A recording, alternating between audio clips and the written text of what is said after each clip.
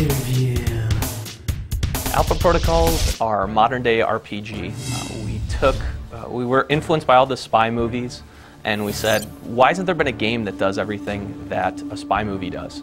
So we wanted to take the cool action moments, we wanted to take the cool conversations, and specifically those moments that make every spy character unique, and give those choices to the player.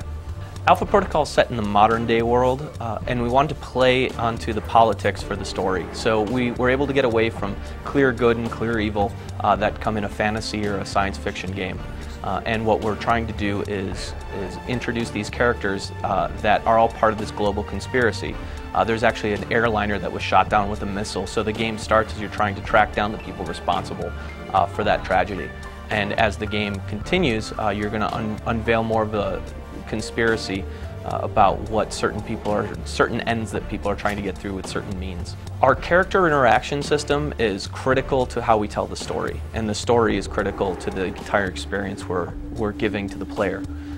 Along the way, you're going to make decisions when you meet a character. How do you react to them? Are you professional? Are you a bit aggressive? Do you jump right to action? You're going to be able to see how they react to certain situations and kind of change and chameleon yourself appropriately. You're also going to have a lot of choices about what missions you take, how you do those missions, what you do along those missions. For instance, killing innocents or avoiding killing innocents. All these choices pile up into the relationships of each character, and these characters are really driving the story forward. The game plays out, not only do we have all these different endings and will play out ultimately in a unique way, but we focus in the middle of the game, or in the beginning of the game, to really let you branch from point one. So you're going to come across different people, and depending on the reputation you have with them, the different options are going to open up. So this isn't just penultimate choices. This is every time you talk to someone, and the next time you see them, things are going to change based on what you did previously.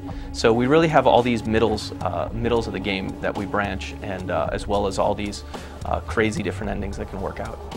Our RPG system on the action side focuses on 9 different skills. They revolve around the different types of weapons like pistol, submachine gun, assault rifle, shotgun, being stealthy, hand-to-hand combat, etc. As you level them up, you get advancement points and experience like any RPG as you experience missions, get to objectives, or just handle characters in certain ways. So you're going to be able to invest those advancement points into the system and unlock passive skills like slightly increased accuracy because your skill has gone up, or active abilities like chain shot or focused aim, which are specific advantages you get with certain weapons or opportunities, and you'll activate those to have this moment. In a lot of games, would almost be a feature. So depending on the skill tree you go down, you're going to have all these different tools at your side to play the game differently. A stealth person is going to have a lot of different tools than if a very combative person comes through.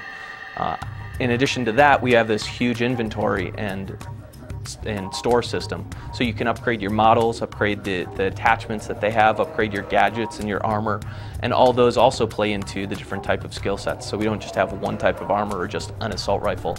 All these different models and different attachments have different attributes, again, to kind of push you down a couple different roles.